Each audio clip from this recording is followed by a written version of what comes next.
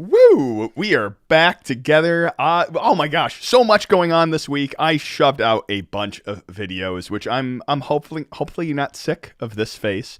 And if not, by the end of this, you most definitely will.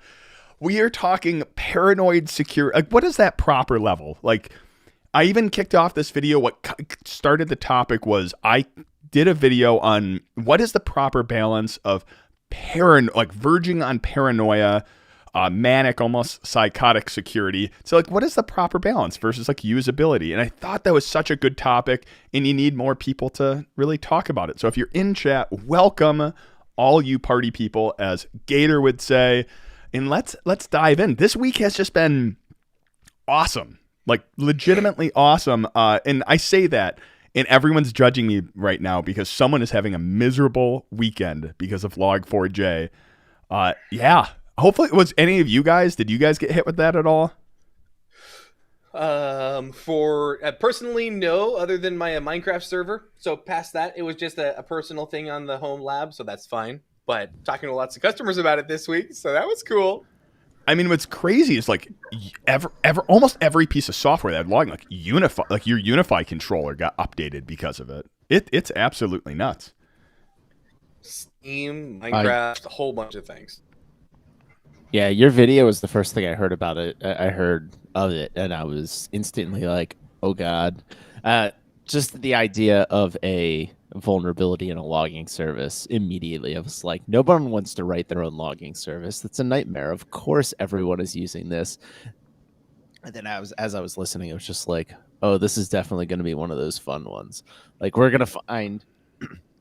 It's the thing that I think maybe some people don't appreciate is that there's just no way to know what out there is using this. So you're like, oh, video games aren't going to use Java most of the time. That's fine. So there was that. Yeah, but what about the web services you go to authenticate your against, for your video game or whatever, or your account managed online, or like there's so many services that could be using this. It's not even funny.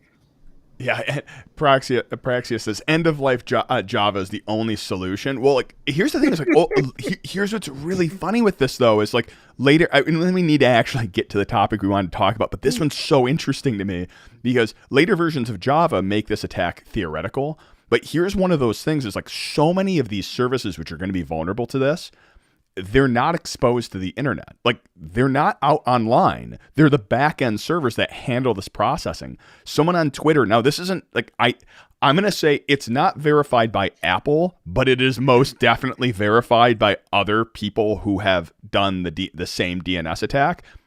You can go into your phone, like anyone's iPhone, go into settings, general, about, and rename the name of your iPhone and put the attack in there.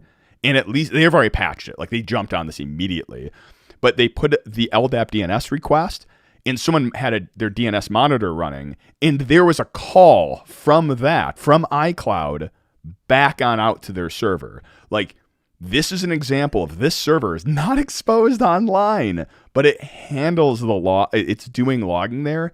Like there is going to be like just like Unify controller patched.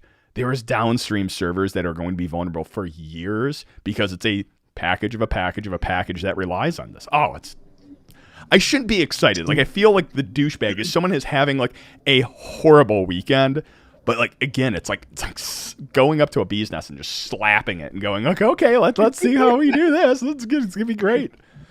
TVs, IoT devices, everything's impacted. Both jobs that I'm currently working at are on fire because of this. So, actually, I don't think they know they're on fire yet because I messaged people and no one responded. So, sucks to be them. Is it wrong of me to like just hear the sound of money? That's like part of me whenever these things get hit, part of me is just like, oh, this really sucks. It's going to hit a lot of services. It's going to be a lot of this, et cetera, et cetera. The other part of me is like, if you want career security, go into cybersecurity because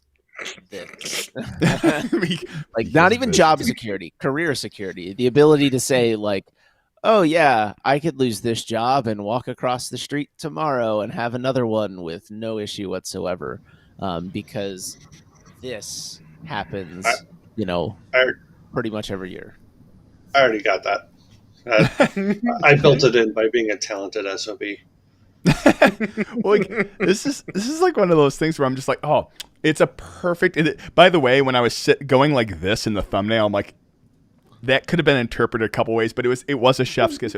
It's just so perfect because you can be so good in your security, and of your 8,000 people working for you, it only takes one person to have a weak password or a group box or something. Someone who doesn't have two-factor set up, or you can be perfect. You can be 100% secure. But you still have to rely on third-party packages, which are going to get popped because you need third-party packages. All right. Yep. We have got. I. That's my fault. I have gotten so far off topic, but It's topical. It's good. So. I know. I like. My favorite is just like, oh, I don't use third-party packages. I spin everything up myself, and then you just respond with, "Do you use Linux?" I mean. SBOM, a software bill of materials, is a real thing. If you don't know what's in your network, you don't know what's in your network. We once theorized, and like this is totally topical, so like I'll toss this one out there for a thought experiment. We once theorized that if I was like the lowest and slowest, threat actor, and I didn't want to get caught, what might I target? And the answer would be a compiler, and I would want my compiler to inject code into every program that it gets compiled with, but have it sit dormant. And then you would want the compiler, because we use compilers to bootstrap later versions of the compiler.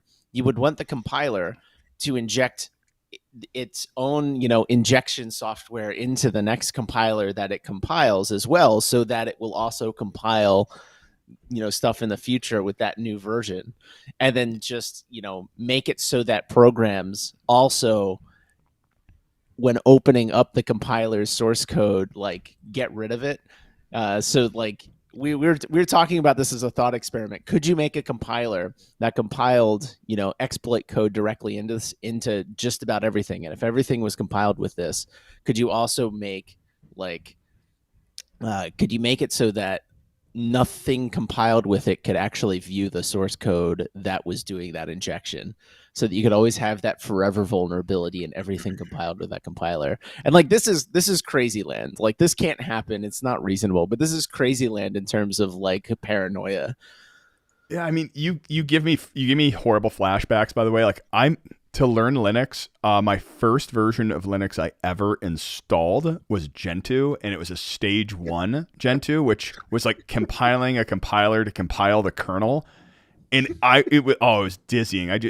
Poor soul. Oh, it was great. I learned a ton about like kernel modules and what you want to build in the kernel, and all. It was great.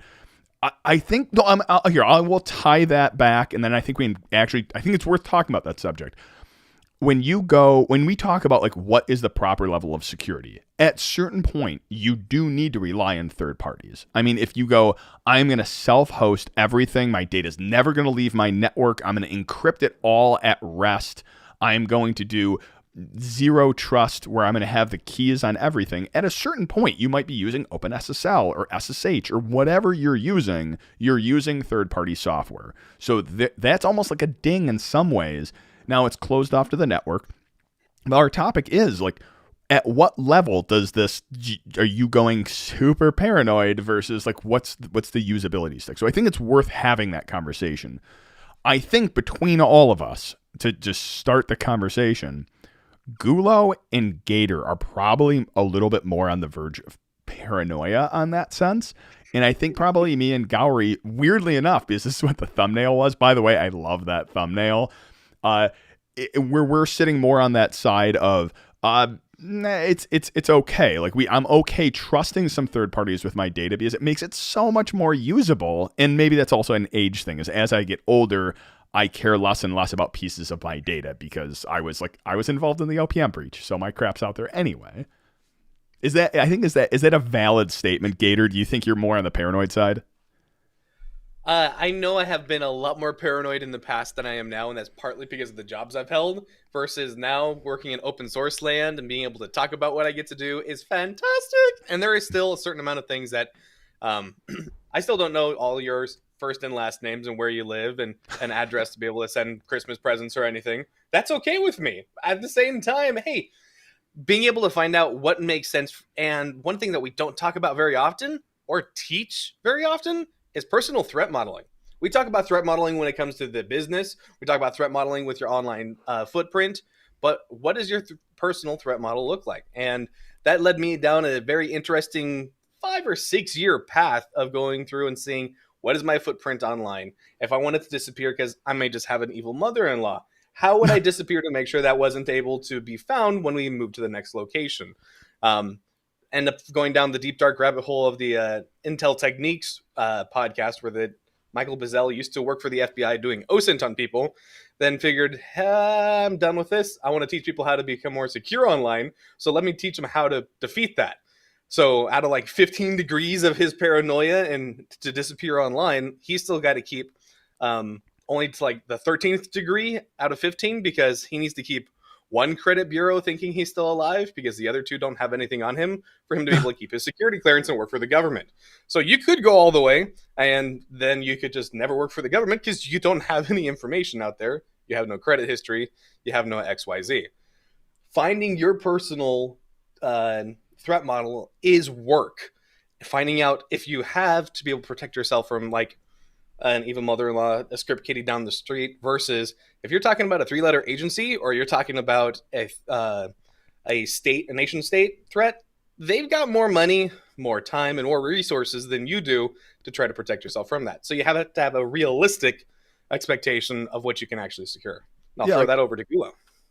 Some of this, like, I'll just toss it this way: is like, this is where like my counter argument is like, a nation state doesn't care about you. Like most script kiddies will just like scan the internet and stuff like that. But like, I see Gulo counterpoint. Exactly. I think oftentimes like we put this. I wanted to mention something in chat. I do think we need to touch on the XKCD dependency.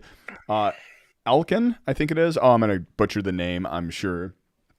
Go ahead, Gulo. Depends on what you're working on whether or not nation states care about you. And it doesn't even have to be bad things. It can be any number of things that you're working on.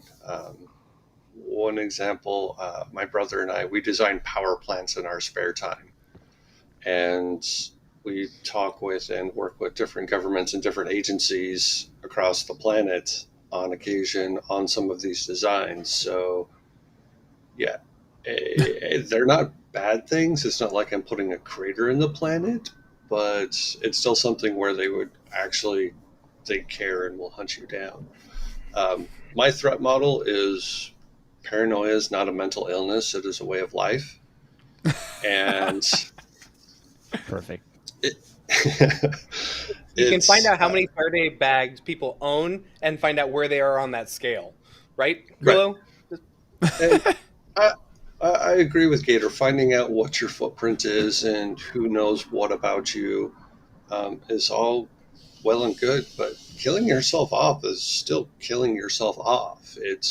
If I have all the credit agencies know where I'm at, if I still update my Facebook page, when I kill off this identity, I move on to my next identity, and my old identity is now dead to me.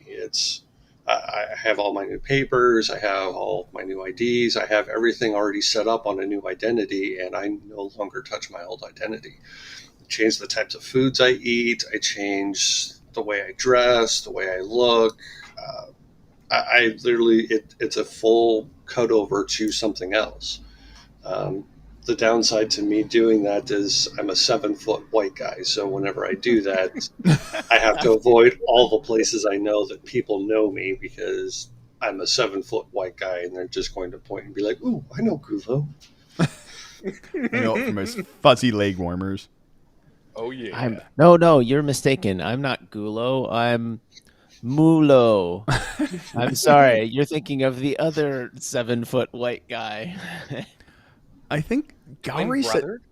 Gowrie said something to me which changed my complete perspective on social media, which I thought was so interesting. So, like, I was raised, again, I said it in that video I did previously, which was I was raised that you have to lock the door because there's child snatchers ready to get you at any moment. Like, I grew up because my mom had this fear. And I've never seen it, but I think it was rightfully so. So in our neighborhood, we live in a great area. I've always lived in a great area, but in our area, some kid was abducted, which is horrible. But because of that, she had that like instilled in us. So like, you didn't even share, like, you were going on vacation, you don't put that online. Like, you're leaving your house, you don't put that online. Like, you don't put anything online.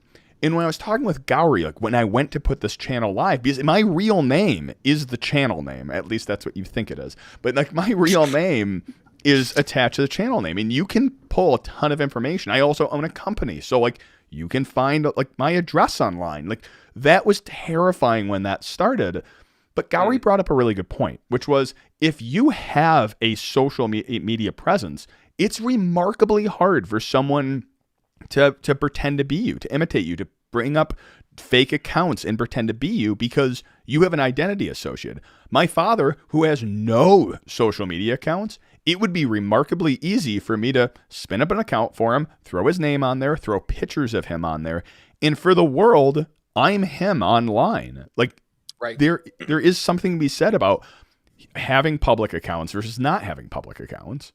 This this is actually really important for anyone who has a general public presence, right? Like it's easy for us to squirrel away in our offices and just hack on our computers and do software development and never really have a public presence, never really go out and do presentations. But for a lot of doctors and lawyers and public officials that interact with the public every day and generally need to have their faces and names known. It's almost like having a social media account is required, which is kind of insane. And hear me out on that. And it's exactly for the reason why Alex just brought up, or Silk just brought up, is if, imagine the mayor of your town didn't have any social media presence whatsoever. Imagine they didn't even have a mayor account. Someone could just go make the mayor of Nowhereville on Twitter and just start spewing racist stuff, right? Mm-hmm. And then it causes a PR problem for you. Whereas if you already have that account and you at least do like simple updates of like, we're holding the town meeting today, and that's it, that's all you put on there, then if someone spins up that fake account, it at least you're able to immediately point at and be like, that's a fake account. Twitter, can you take that down? And you don't have this intermediate time where you have this impersonation occurring. Impersonations can still occur when you already have those accounts. It's just significantly easier if you already have an account that says like, no, this has the background to be the real account. Can you have that other one removed? So you bring up a fantastic point to where even on the Intel Techniques folks, when they're saying, hey, if you want to disappear from the internet, you should absolutely own those accounts and your handle and your real name, because you don't want somebody else squatting on that and virtually becoming you, since everything is online. It can sit in a dormant account, but you should absolutely own those. That's actually an interesting point I'd say for Gowrie and I. I know Gowrie has other social media accounts that he posts on more regularly, but like on his Twitter, he never posts. And as far as any of my social media accounts, I mean, I'm a ghost sometimes. Sometimes I post a lot. Sometimes I never post anything. So if somebody wanted to steal my identity, by all means, you can steal my identity. It wouldn't be that hard, but I will find you. I think my posts on Twitter involve, retweeting all of Silk's tweets whenever we have a stream and stuff. That one picture of me shaking out my hair, and probably some Taylor Swift memes. That's probably about it. Well, that's how you know it's me, by the way. Like my attachment to Silk and Taylor Swift. There you go. Well, Apathy brings up a point, which is like you can verify accounts. The problem is like a lot of those verification mechanisms, like on Twitter, they're disabled right now. They've been disabled for like the past year. I would love to verify my Twitter account. You can't right now. They also bring up a great point, which was there was the Twitter hack where now here's the kicker with that Twitter hack is those were actually verified accounts that got breached. It wasn't someone simulating the person. They got into the real account. And that's why that was even worse, because now you have to trust people to know what you're going to say. Gowrie brought up a point. He always either talks about a meme, Taylor Swift, me, or like some meme of the combination of the two, or him like just being awesome. Like all of a sudden he deviates from that. You have to question like, is that actually him? Like you have to have that weird feeling of like, should you trust anything? That is an interesting comment in chat. I'm taking care of it right now. There's also so Gowrie posts the same stuff. I almost never post the same stuff. You can read through my Twitter feed and you're going to think I'm schizophrenic, which I might be, but that's a different discussion. So knowing where I'm at and what I'm going to post is going to be next to impossible for me.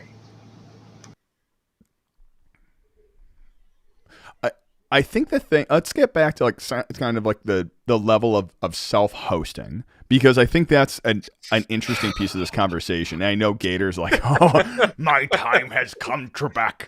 Now I switched from the coffee to the hard liquor. Here we go. But I think there's that piece of, okay, we understand like this is now social media presence, but like your data, you do have data, like you have like pictures and things like that, documents. In order, I think that the common perception I have is the farther you get into security, the less usable and easy and accessible your data becomes. And then when you flip farther the other way, where it's the more cloud services you use, the more available and easy to share and easy to use and easy, oh, here it comes, to collaborate on. I love you. Just synergy, collaboration. Make sure the algorithm really likes those terms. Cyber. Ooh, I have I sent this paper to I have a paper to share with everyone in chat. I sent this paper to Silk. Have you guys read Chicken? I have, now that you've sent it to me, which I think is all right. amazing. I'll send it to chat. Sorry, I totally interjected. Let's get back. What was the prompt for the discussion, Silk? Now that I've DDoSed everyone, the prompt was very simply is like, what do you choose to self out? Like so I'll set it a little bit easier, which is when I did my video, I talked about how I handle my data, or actually, I'm going to say in a perfect world, how I handle my data. Enterprises, if they want to be compliant with NIST and ISO and like high trust or any of these, they have to declare data classification standards, which is restricted data needs to be protected these ways. It needs to be encrypted at rest. It can never leave the network. It needs to be like restricted. There needs to be digital rights management on it. There's confidential information, which is group restricted to this. There's export control, but you have these data classification standards, and then there's security protections which you attach to each one. What data do you decide to self-host because it's a protection? Like you don't trust anyone with the data. Like what is your current setup, I guess, for paranoia versus what do you share out there? Gator, do you want to kick off the conversation? He's like everything. So that's the problem, right? Unless you want to become a full-time system administrator, which, you know what? It's a great way to do it. That's a lot of work. And you'll realize if you're coming up new into the industry, it's a great way to get started, great way to find out how to host things. You're going to get tired. I can guarantee it. Trying to host your own email is probably one of the worst scenarios because you have to block yourself or unblock yourself constantly from a ban list. And there are certain things that I'll go through and I'll host. There are certain things that I won't go host. And there are things that I have on my list to do to move over. Just like everybody else, we all have a Google account, right? One way, shape, form, or another. A lot of my information was put into Google. They've got at least 10 years of my life on this current account and other accounts with past ones from there. I have moved as much as I can to a self-hosted and slowly moving over. So in my case, I picked up a Synology NAS. I moved all of my pictures from the cloud. And in this case, it was a Google Drive. Moved it to Synology. And I'm not hooking up and using their cloud account. I'm doing things completely local and or a VPN back to my home, back to my Synology. My backups for each one of my PCs, my phones are all being backed up to that, and the 3-2-1 rule, of course, right? Making sure that I've got a copy of it in my safe and then got a copy of it off-site as well. And then RAID is not a backup. I think we've all talked about this before. I've not moved my information from the Google Suite to Nextcloud. That's going to be my next step. In between now and then, I'm using something called CryptPad, which you can sign up for an account, but you can also encrypt your data there. It's hosted using open source software, and they're not constantly scraping your data and selling it like Google is. So for the photos specifically, a lot of folks say, hey, I really like the face recognition that Google can do, or Apple or anybody else can do. Synology has got that built into the app, all locally done. So you use their Photos app or their Memories app, and let's make sure if it's Memories or Moments. Hang on. They just rebranded recently. It is Moments by Synology. So like a lot of that technology seems like it has come to open source or self-hosted, things like that. But like, how much security does that really grant you? It's a third party regardless. And the other piece of this is like Google Apps is under constant attack. Same with Office 365. Like, this is true. And they have millions of dollars put towards their security programs, towards their monitoring, how quickly they patch things, compared to but it's a dial. So what are you protecting? It's a dial, right? You have a much larger security apparatus. You have a much larger, security team and engineering team, and you have a lot more people hammering on it. But only one of those people has to win, right? Like only one of those attackers has to win to get email for the entire freaking world, right? Right. I think GoDaddy just had this happen to them, right? They talked about that in an announcement that there was something with WordPress hosted on a bunch of their things. I'll look it up. It takes one third party package to open everything up, but they both get opened up though. Apathy brings up a question which I want to acknowledge, and I think we'll jump back to it. Is password managers hosted in the cloud? Because there's lots of information on that one, I would say. So password managers, where is your data living, right? And what's your threat model to where if you don't want to handle it or be a sysadmin of your own network, you can absolutely hand it off to the third party. Or if you want to self-host it, you can self-host Bitwarden, or you can pay their few bucks a year and have them host it for you.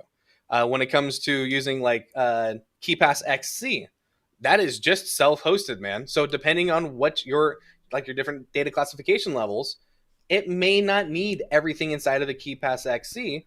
Maybe you should go through and use something different. So this comes down to your personal threat models again. Well, I'll mention it, and then I think I do want to get back to like the kind of the self-hosted, because I think it was an interesting conversation, especially when it comes down to like it takes one open package. Doesn't matter whether you're self-hosted or not. Password managers, I think most of them all follow a very similar model, whether you use 1Password, LastPass. I use a password manager as well.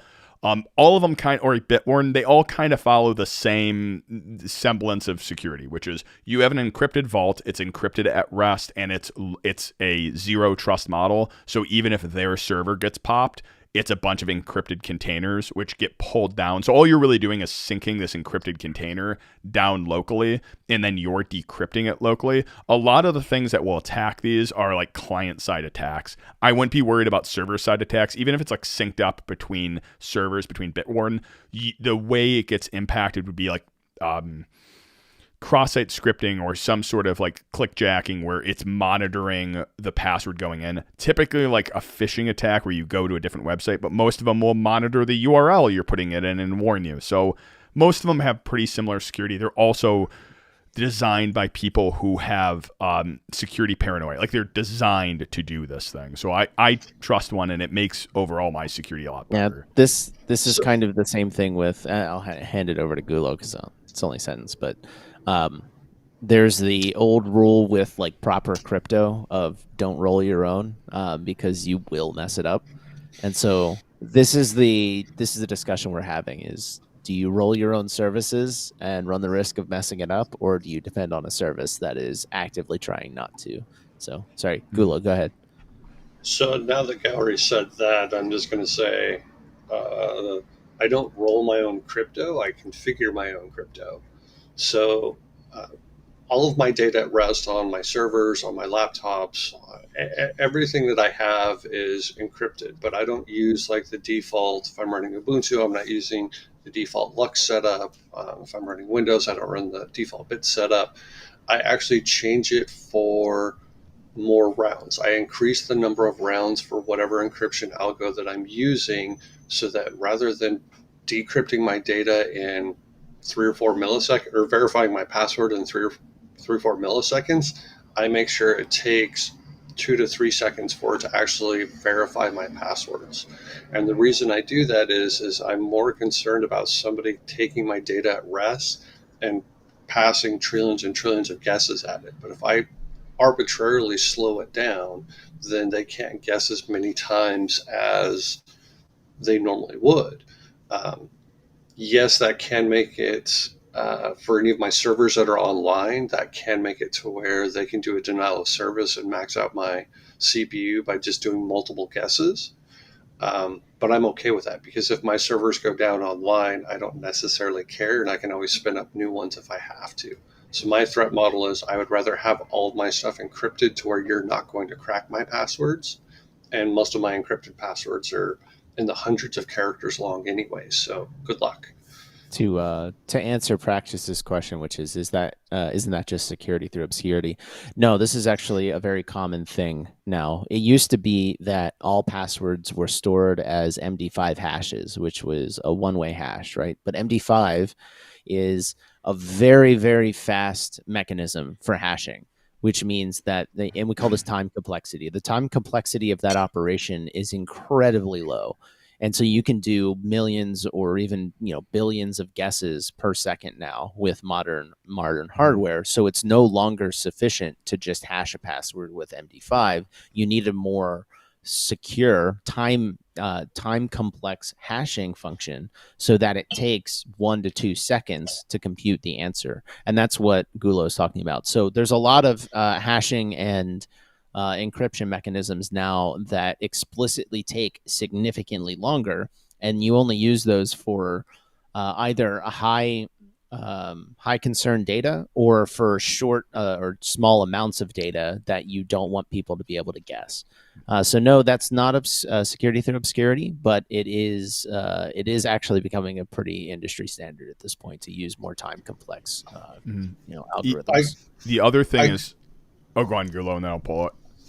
I could actually give you all the diagrams that I use at both my works, or even at my home stuff, that details out all of the security I use, how it functions, how I configured it, and I would not be any less secure with you knowing that. So security through obscurity is, I know what my passwords are. As far as my IP schemes, as far as my server designs, my firewall designs, if I gave you that information, that should not impact me in the fact that I know how to design security around that. Yes, I want to keep it a secret, because security through obscurity can help certain things, but if it gets released out into the wild, it's not going to be damning. So the great explanation. This is why LastPass and 1Password even have here is how we do our security online, because it's not damaging for people to know that. It helps show okay, spot flaws. Something to be said about security through obscurity. We were raised in the security industry to say security through obscurity, security through obscurity, security through obscurity. But not most, large scale attacks, like mass scan across the internet, if you have even the most singular piece of security through obscurity, let's use the log4j, or log4j, is that vulnerability. Say you have a Minecraft server and you hosted it on a non-standard port. Immediately, that gave you a huge amount of security, because these mass scanners are scanning across the internet on the standard port. So security through obscurity is not always horrible. You just don't want to use it on its own stance. The other thing with Gowrie said was, I'll bring this to pen testing. So on an internal network, one of the tactics you use is doing Kerber roasting, or spinning up NTLMX relay. And the hashes you get from that are net NTLM v2s. And they are remarkably, I have a GPU cluster of like 6 Vega 64s, and it remarkable, like it cuts my like Hashcat down to like a tenth versus if we dump the Active Directory and then crack directly on NTLM v2s. Like one I'm getting like 300 gigahashes, and the other one I'm getting like 120 mega hashes. Like it's remarkably different because that like and it adds to massive security. Even just go to a through my full dictionary, it will take 8 hours versus if I do Active Directory like 5 minutes. Like it is remarkably slower. The other tactic, like WordPress took this, Okta took this, even like Auth0, like these massive SSO providers, oftentimes their ad like not for their system to system or their machine to machine, but for active logins, their ad like a 1 second delay, or maybe not that much, but like a half a second delay, a tenth of a second of delay between logins. And normal user will never experience this, but it makes brute forcing effectively impossible because instead of getting 1 million logins within, a day, you're getting maybe a couple thousand. Like it does, just adding those delays in can massively increase your security. So the other question is, none of those are real-time. Sorry, Gator. None of those are real-time services. So if I'm signing into Okta or OneLogin or LastPass or whatever, they're not a real-time service. Like if I'm playing a game and I'm worried about my frame rate, I'm not going to encrypt every packet in Counter-Strike. I'm going to encrypt my login, which a couple of seconds delay, no one's going to notice that on the internet because we don't have instantaneous internet yet. At some point we may, and people will start to notice those types of things. But for now, as long as it's not real time, who cares? Add a couple of seconds. So going back to the whole self-hosted question, what are things that you guys self-host? Because if something goes down, you want to still have access to it. So this is, I've talked about what I've done a little bit. What are your guys' take on that? I self-host I only self-host a handful of things. I have enough email accounts spread across hell and back that if you crack one of my email accounts, then you'll have access to one set of things. My photos, if you get access to my photos, I'm sorry. I don't know how I went that way, but it just takes practice. As Gowrie says, you cannot be blackmailed if you're proud of it. Yeah, exactly. I like my website. I update it once every 20 years. So if you crack my website, Merry Christmas. None of that stuff matters to me. If you break into my Twitter account, take over my Twitter account, my LinkedIn, my Facebook, whatever it is, if you take it over, it has no material value to me. The things that have material value to me, yes, I protect. Like I don't use my credit cards on my cell phone. I don't use, I'm in a hotel right now. I'm not using the hotel internet. I'm on a VPN out somewhere else because I don't want my traffic hijacked. Does it matter for a live stream that I'm doing that? No. And I have nothing on this laptop of any importance because when I go home, I'm going to wipe the laptop and reinstall it from scratch. So as long as I don't have anything of material importance, then I don't really care. When I travel overseas, if I'm working on one of the things that bothers me is the Port of Authority has the ability to take any electronic device that I have and either try to force me to unlock it or they keep it until they can crack whatever passwords I have. So generally I take a burner phone, I take a burner laptop. If I do have to take my main laptop or if I have data that I'm actually transferring over, I will just take a thumb drive, encrypt the shit out of it, drop it into a mailbox and mail it to my address.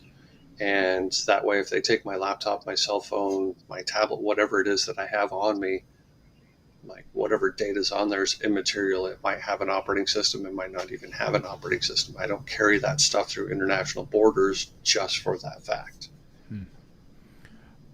I think for me, how I self-host, Gowrie, did I cut you off? No, go ahead.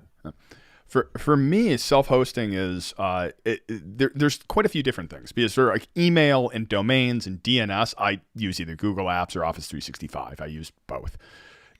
There's so much value I get out of those for like sharing images. Same thing like photos. iCloud is fantastic. I like the security model of what they do, and they've proven out that it's quite good.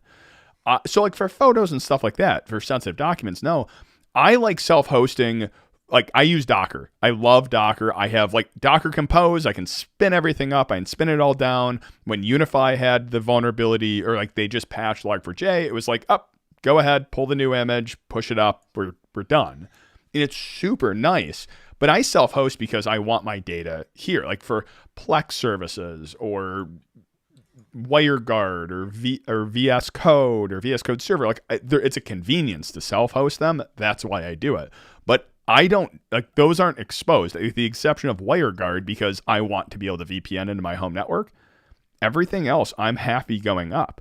The other thing is like for my business or for like my YouTube channel and things like that, that's all in Google Drive or OneDrive. And what's really nice about that is with how our security is set up, if I do travel, boop, OneDrive gets disconnected, and all of a sudden, I have none of that data on my computer, and the connection's gone. So these services are built where I don't necessarily have to worry about self-hosting. I don't have to worry about security of them. They've been proven out pretty well. There is digital rights management and all these other services, but for the most part, I don't host my own stuff. For the stuff I do host out online, like the website I spun up, the newsletter, any of those things, most of that stuff is all serverless. So it runs like you go and do a request, it kicks up a Lambda function, or the website is built on Gatsby. So it's a static index.html website. There's not a lot of attack surface. So I think overall, the third-party services I use have been proven out. Like Google G Suite, which I'm so upset that they're getting rid of unlimited storage, and I need to like upgrade my one individual to like a full-blown enterprise account to keep unlimited storage. But that, which is, I still think it's so funny that you can do that. But for the most part, those services, I'm happy trusting them.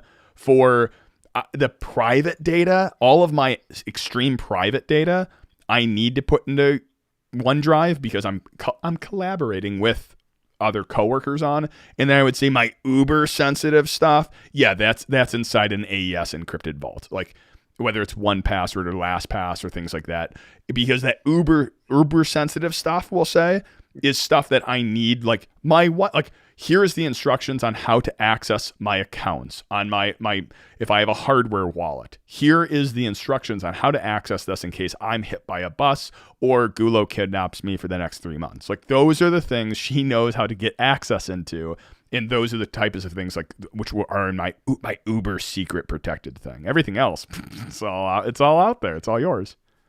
So Silk's got an uber secret because he's a black badge. Okay, I got it. All right, go ahead.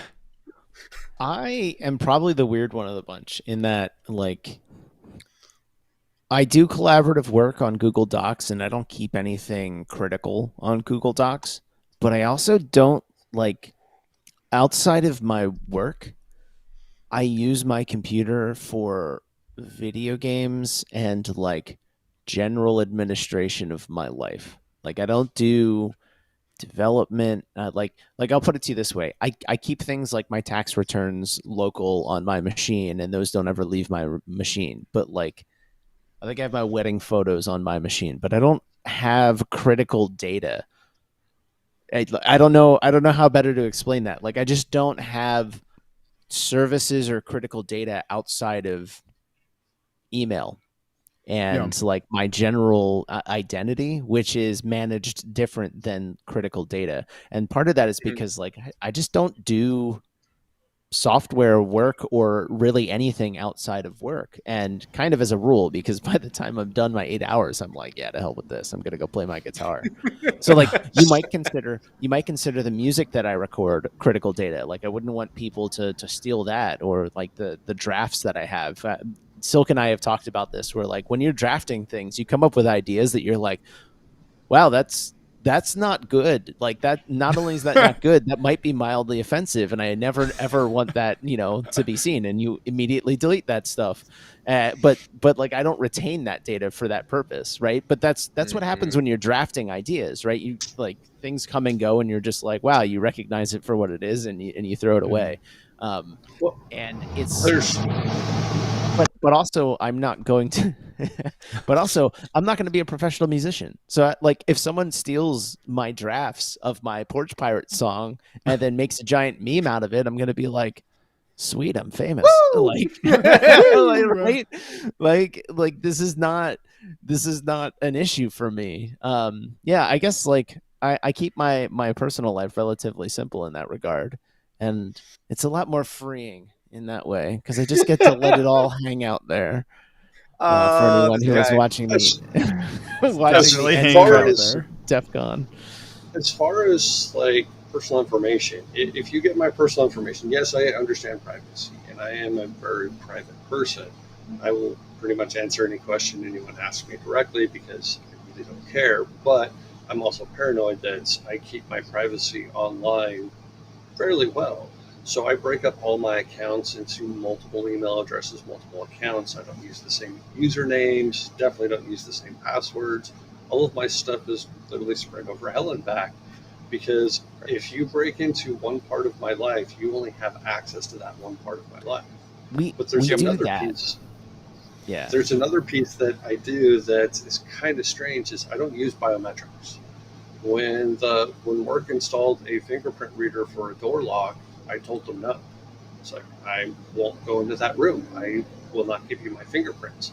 Now, granted, I change my fingerprints every couple of years, but facial recognition, I avoid as best as I can. Yes, I know that it exists, and anyone who has a photo of me can do facial recognition against me and spoof that. But like changing my facial recognition, changing my retinas for retinal scanners, changing the veins in my arms, those are going to be really, really painful, and I'm not sure I can do it. Changing my fingerprints, it sucks, but it's not super hard to do, and you can do it every once in a while, so you don't have to worry about those things.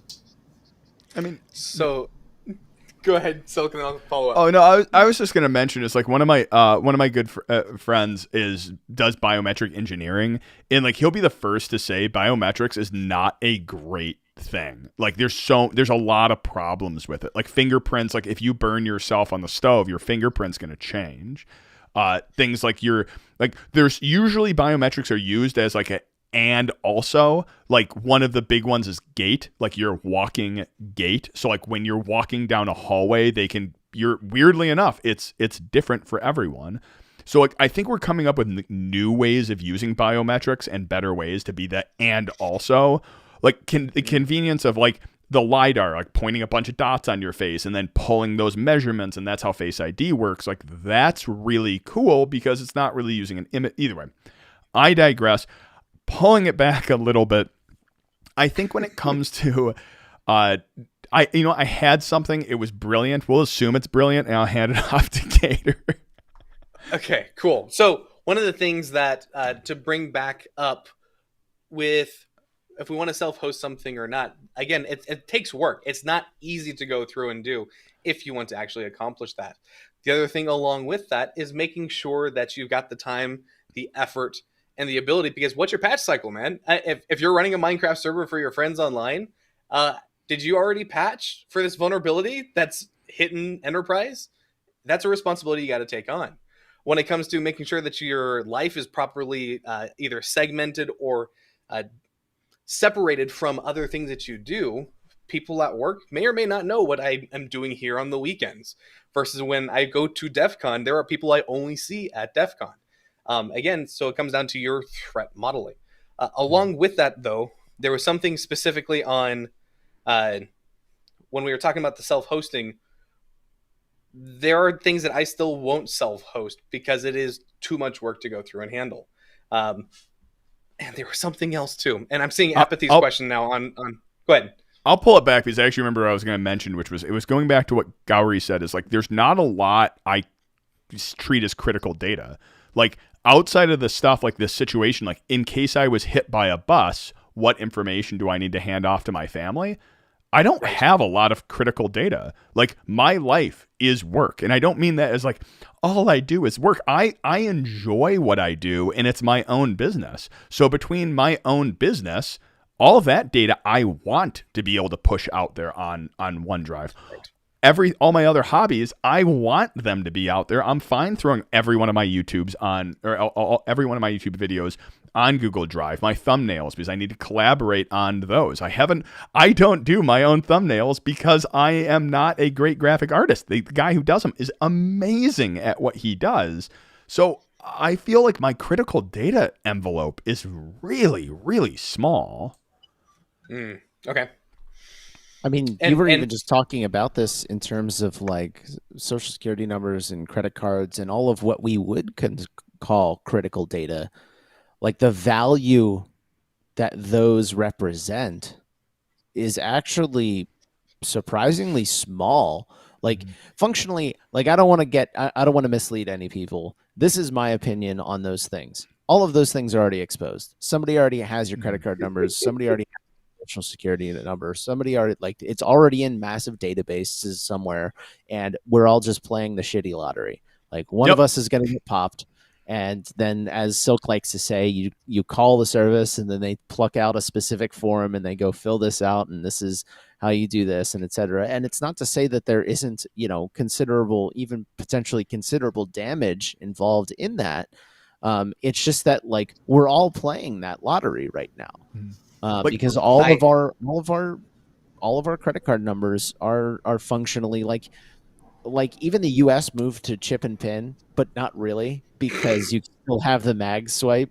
Yeah. So, like, credit cards are still usable outside of, having the physical card. And even that stuff, I have a hard time. Like, here's my recommendation. Unless you are actively applying for credit, just lock your accounts. Like, no one should be able to pull an account. No one should be able to, open an account. You should just lock your accounts. It's a pain in the ass when you actually need to apply for credit, and it might take a day or two. But once you have a stable situation and you're good to go on that credit, just lock them and forget you even have those credit scores, because you're never going to need them.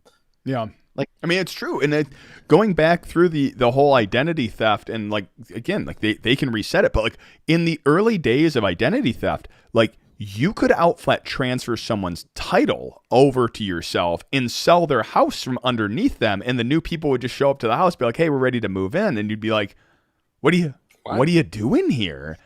Like, this is one of the reasons why title insurance exists now, is because now it's like, this is why, general pro-life tips. When you buy a house, buy title insurance that protects you. Title insurance that protects the bank is automatic, but you need to specifically request title insurance that protects you for exactly this issue, because someone can dig into your title and find, like, oh, it was never this person's property to sell to begin with. Yeah, it's absolutely ridiculous. But then, like, things like credit cards. Last time I had my credit card stolen, it was like the best experience. It was like Amex called me. They're like, hey, we have a couple transactions that aren't yours. We don't think they're yours. Is this yours? Is this yours? I'm like, no. And I'm leaving, like, pretty soon. Like, can I get a new card? They're like, oh yeah, we're gonna overnight one. It will be there tomorrow. All these things are pulled off. It was like, done. So, like, I know my social security number's out there. I like Apple Pay. I think it's so nice when I'm just like, beep, beep, click. It's great. It's awesome. And what do I care if my credit cards get stolen? Like, legitimately, I don't care. It's easy experience when they do. I'm more concerned about, like, when, like, what private information do you, like, maybe a weird question. What private information do you actually have that you care if gets out there? I don't have much. Okay, Gulo, you go first. Okay, so I do actually have answers to this, and sorry, it's almost the middle of the night. The sun's just coming up, so I'm just now waking up. The stuff that I protect are my engineering projects. So I mentioned earlier on the stream, I build power plants in my spare time. I'm doing things with lasers. I'm doing things with sound. I'm building things that could be worth a crap ton of money if I ever sold, but I will never sell because I just open source all my stuff anyways. It's but I have like my tablets that I write on all of my notes and stuff. I keep those for all of my engineering projects. Whatever it is that I'm working on, whatever it is that I'm designing, those are the things that I protect. If you break into my apartment or my house and you find my notes, you will never understand a damn thing in them, because there will be like drawings of unicorns and talk about like deep sea animals, or there's all kinds of random things that just spark memories in like a memory palace, and those are what my notes are based off of. So you may find some formulas that I use. You may find some mathematical equations. You may find some prototypes, but figuring out what they are is like going back through Nikola Tesla stuff and trying to figure out what the hell he was building. Oh, that's nuts. Good luck. But my projects, my engineering designs, those are the things that I protect, and I don't protect them for any reason, because once they're done, I release them out and open source them anyway. So, Gator, before you jump in, since we at one point are going to be turning the audio into a podcast when I get my, I really have nothing else going on during the week, so it's me being lazy. That's why these things aren't getting up. But this conversation is just way too good not to share over audio. The cameraman says, with the most recent exploit of Log4j, the internet is about to become an unusable cesspool. And I love Gowry's response. About to? Oh, it's a beautiful thing. This is one of those things. There's this big attack that comes out. Even Meltdown Inspector. Like you want to joke about like Log4j, remote code execution, or whatever. You want to talk about a fundamentally broken thing. Like when Meltdown Inspector came out, it was like mind blowing how screwed everything was. I've been in this industry long enough to just be like, oh great, we have another like everything's broken vulnerability. I have news for everyone. Everything's broken all the time forever. The end. This is why I keep saying over and over and over again, delete computers, return to monkey. Like computers were a mistake. Everything's always been this broken. The more you learn about computers, the more you learn about security, the more you learn about how people write software, the more you learn about how people maintain software, the less you understand how anything works together, right? It is a marvel that my computer turns on, let alone is capable of talking to a video service and streaming this all out to you without, everything crumbling into dust. It is an utter marvel that I enjoy every day. And it drives me insane how people just treat it as like, oh, that's normal everyday life. People don't understand how bad everything is always. I feel like, Gator, I know you need to talk, but me and Gowry have had this conversation so often, because off stream, sometimes we can go a little bit more, let's say sensitive, confidential, not crazy, not disclosures. I'm not like ratting us out here, but like go secure. We can have a little bit more of these open discussions, which are like, but here's what's great. We've had this discussion, which is like, how is there not news every day on so much of this?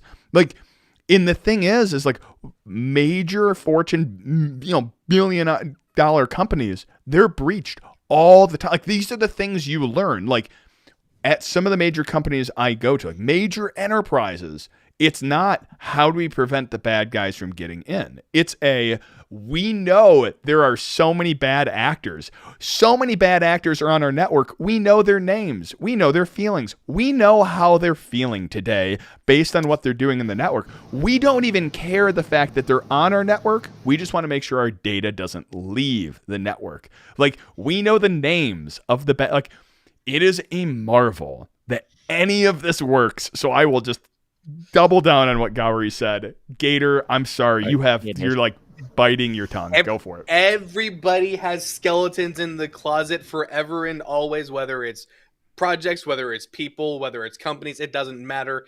And it's all built on duct tape and thumb. There's there's so much out there, right?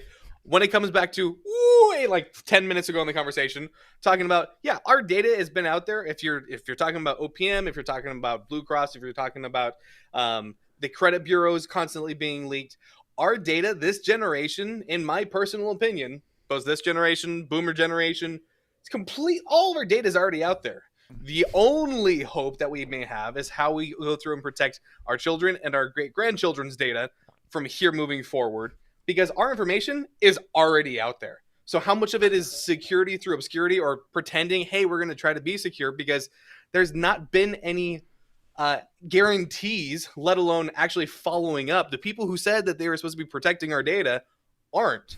So this is where it comes down to why I want to self-host certain things, because I can control this much of my data. If I lose it, like say, I don't know, a small company with 3 letters on the East Coast decided to go down and half the internet is freaking out because their Roombas won't go through and vacuum, or Netflix won't turn on because AWS East is down. I want to make sure I'm not in that position of saying my data is down and not accessible now. So Okay. I have a semi-quick story on how bad companies are. I was contracted almost 2 decades ago for a major magazine. I will not name them because I don't remember what was in my contract, even though I'm pretty sure whatever is expired. But they flew me over to one of their remote offices in Southeast Asia to do a security assessment on them. I showed up at their office and there was no one there. I gained access to the office and I walked through their office and there was no one there. There were no computers, no desks, no systems, no nothing. The person that was running that office, took me about a couple of days to find him, had subleased that office out and moved his entire operation to his personal home. He had also, when I got there, there were no locks on the doors. They fed me really great. They were super nice people. But when I found his server rack, it was in his bedroom. And his kids were playing World of Warcraft on the servers because they were the fastest servers that they had in the house. And this was a multi-million, like tens of millions of dollars magazine that has far-reaching global everythings. And all of his employees were working in the living room, sitting on couches with little TV trays. It was a really nice setup. It looked really comfortable place to work at, other than there was no security whatsoever. There wasn't even a dog. I mean, I could break into the house, kidnap the children, steal all the servers, have access to everything. I can tell you why there wasn't a dog where you were, but it's not a good story. But it was one of those things that he sold the office that the company was paying for, and he was collecting a paycheck for the rent for that office from corporate. And just, why? Well, okay, I understand why, but good Lord. It's kind of amazing. Again, like how any of it actually functions. Again, welcome to the internet. Da, da, da, da, da. I wanted to come back to one thing that was said about like protecting, boomers and millennials, me millennials and zennials, or whatever the hell the next generation is called. No one can make up their damn mind. Z-Gen, I think. Who cares? Like the people alive today actively working within the current universe of garbage privacy or lack thereof. Like, to me, and like, this is a very contentious opinion, I realize that privacy's dead. Like the idea that you have privacy and that you can be a private person, it's dead. And like, I'm gonna quote Hackers, my favorite movie of all time, and I'm gonna quote my favorite character from Hackers, serial killer. FYI, man, all right, you could sit at home and do like absolutely nothing, and your name goes through like 17 computers a day. 1984, yeah, right, man, that's a typo. Orwell is here now. He's living large. We have no names, man, no names. We're nameless, right? Like, this was made in 1995, and they were making fun of the fact that you could do nothing and your identity is being talked about in the very young internet, relatively young internet, right? But today, you could lock yourself out of every social media service, and you are still on those services. Yep. Because other people put your information up there for you. Yep. right? Your Yep. photos get uploaded. Gator was here at this place at this time with me because we went to Six Flags together. You have a whole social profile, like shadow profiles, if you will, on a lot of these services. So like this idea that you can control your privacy in this environment, to me, is a joke. It's a farce. You can't.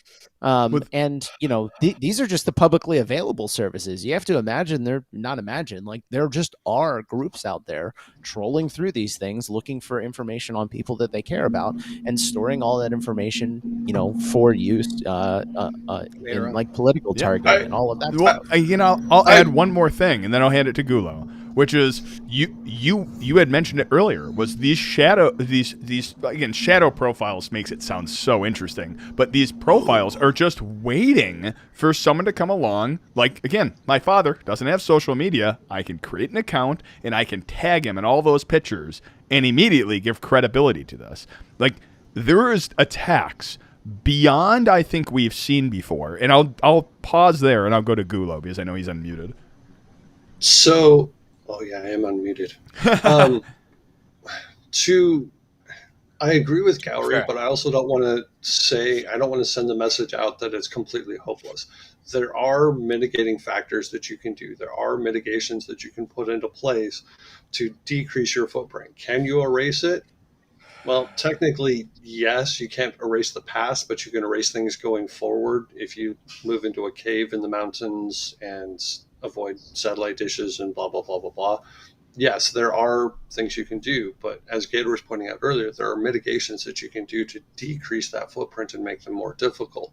If I wanted to play that game, I could throw out as much disinformation as I throw out regular information and kind of break things apart. So you can mitigate.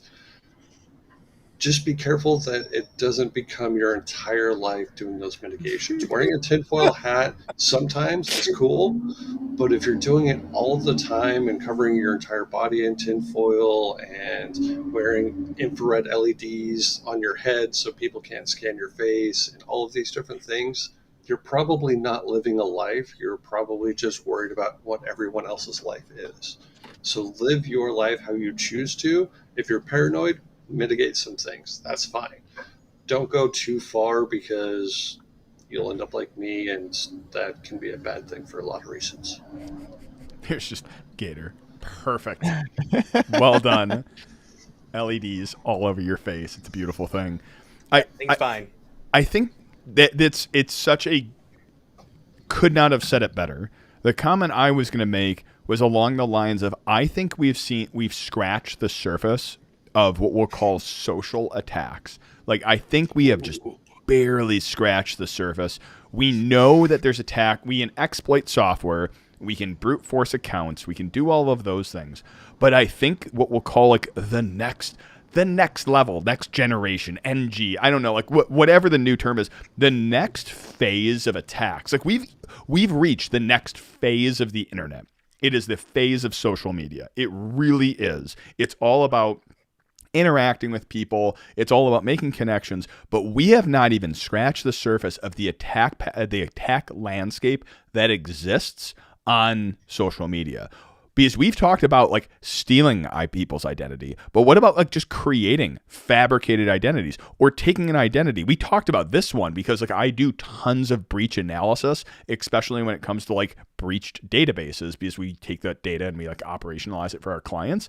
But like it doesn't take much effort to take people's names and inject them into these databases, and all of a sudden you just watch it happen where their name pops out of one of these like salacial databases, and then does it move a stock price? Like, oh, it is an exciting time to be alive. It really is. I would say that we're not moving into, I'd say we're solidly in the realm of social attacks being the norm now.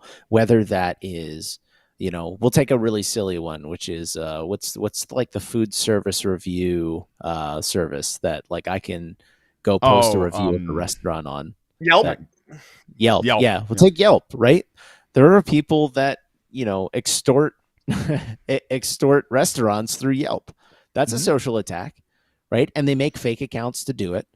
That's a social attack. We know that propaganda online is rife and just in every direction that you look. So you can barely trust any information source, which is a terrifying, like when you can't tell the difference between a lie and the news because everything looks like the news, that is a terrifying reality to live in, right? And Look, we're already solidly in the realm of social attacks being not new, but the norm. It is this now is what's an kind industry. of terrifying. I want to hand it right back to you, but this is what was terrifying to me about when YouTube, as much as like as a new creator and whatnot, like you get there, the downvotes aren't public. It is now remarkably difficult when you go to a tutorial to know if it's a good tutorial because you can't see downvotes.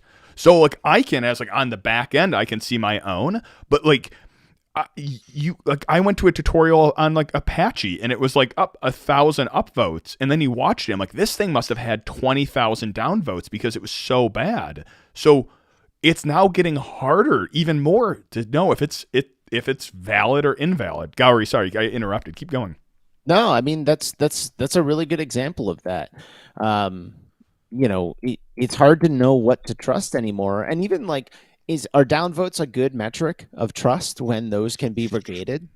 Yep. You can buy them on Fiverr. You can buy a Yelp attack, not on the dark secret web, not on the Silk Road, not on raid forums, on Fiverr. On Fiverr, you can buy 100 upvotes on Yelp or 100 positive feedback. Like it's ridiculous. I'm sorry, Silk. I had to test it when I found it. Like, why is it being downvoted? Oh gosh, incredible gamification. And this gets down to the whole, hey, if that means that if this could be bought and it's not real IDs, should we all be signing up to put our real IDs online?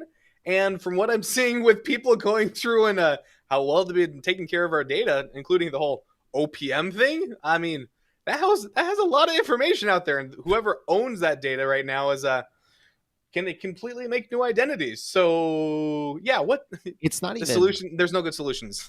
Yeah, the OPM thing is kind of crazy, and Silk and I were affected by it, and this was kind of the time that I started to change my mind about how I maintained my privacy, because that information, it's not just about stealing my identity. The information in those files allows someone to literally become me.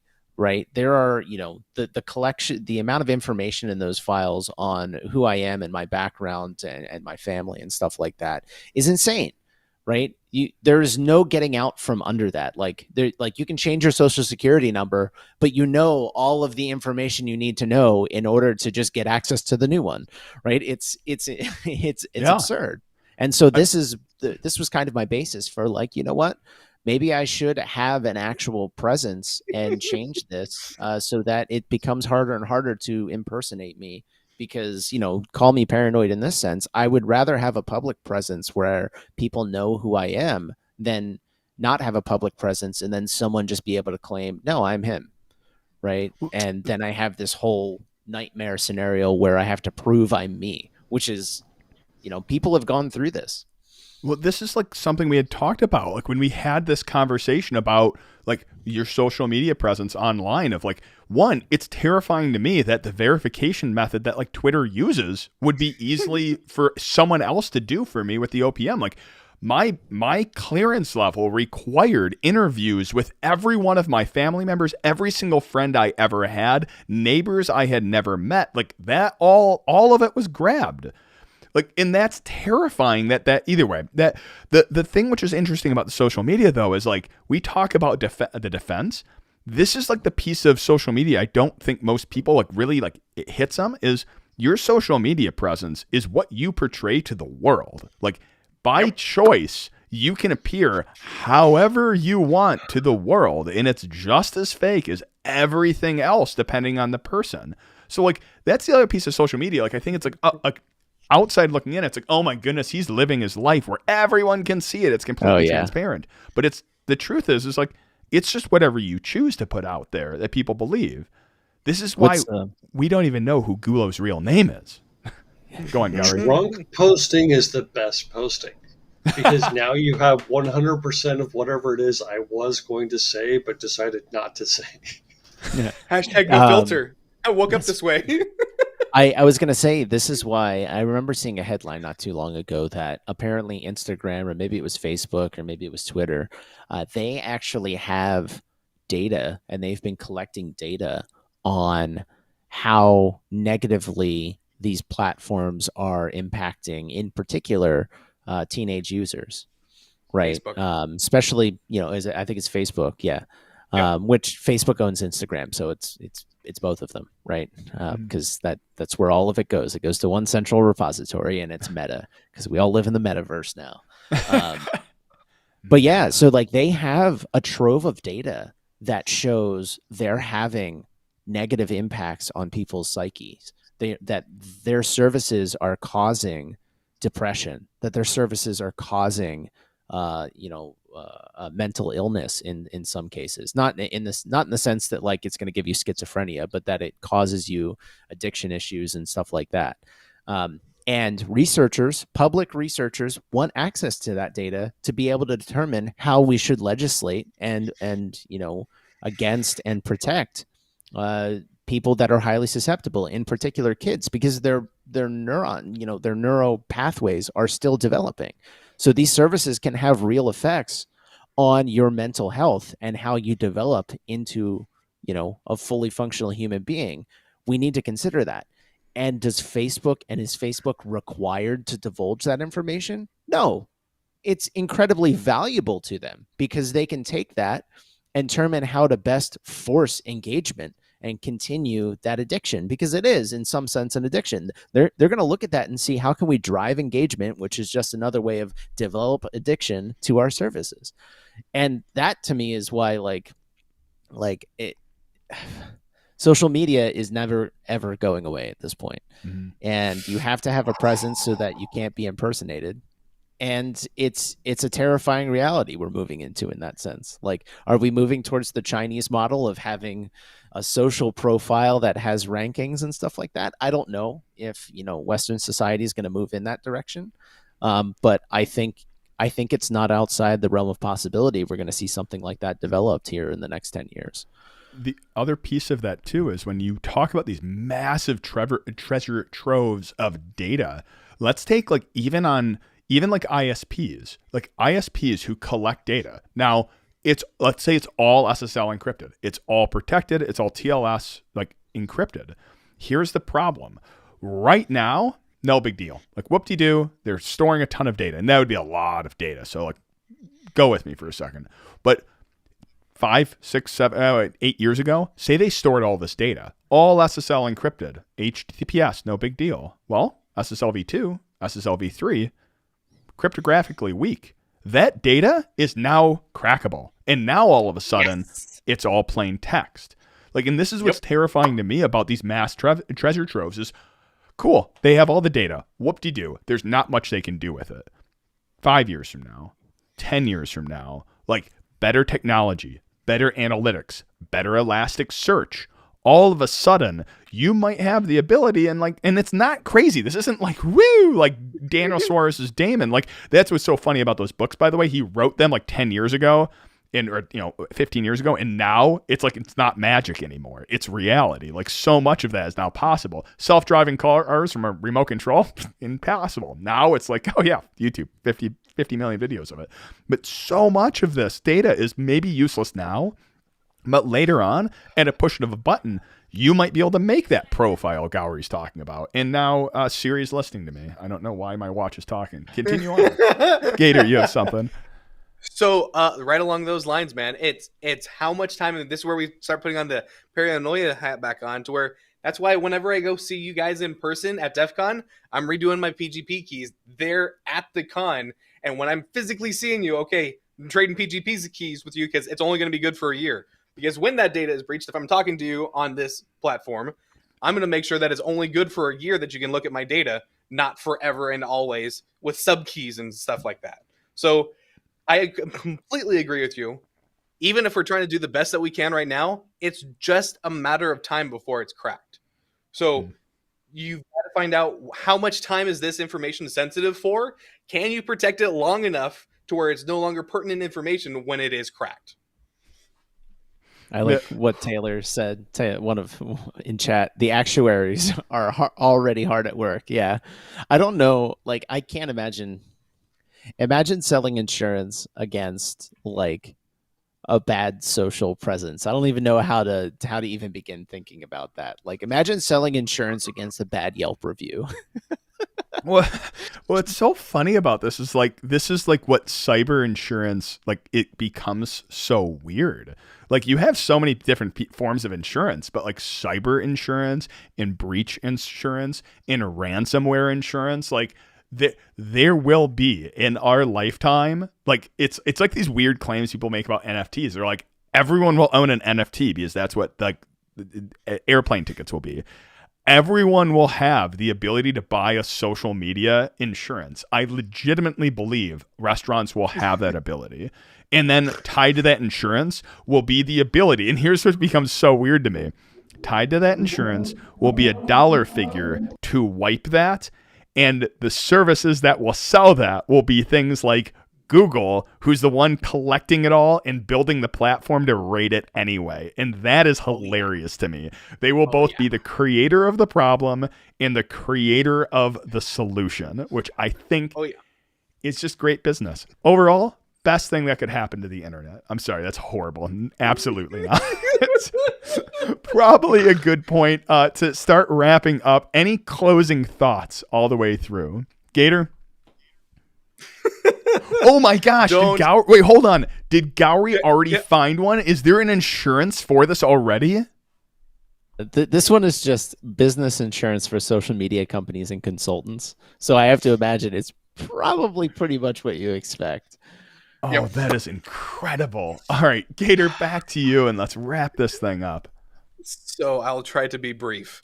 It's not hopeless. Look at your threat model personally and figure out what makes sense for you. It's going to be time-based. How long is this information valid? And more importantly, you want to make sure that you're actually living your life versus always being afraid. So the fear, uncertainty, and disinformation, or fear, uncertainty, and doubt, you don't want to be living in FUD. Go live your life and make sure to love your hacker family. Gowrie. Computers were a mistake. Return to monkey. Gulo. I feel a great swell of regret for whoever has to go through any of my electronic anythings after I die. You're going to see things that you will never forget. My deepest condolences. Gulo, can I make one recommendation before Silk sign off?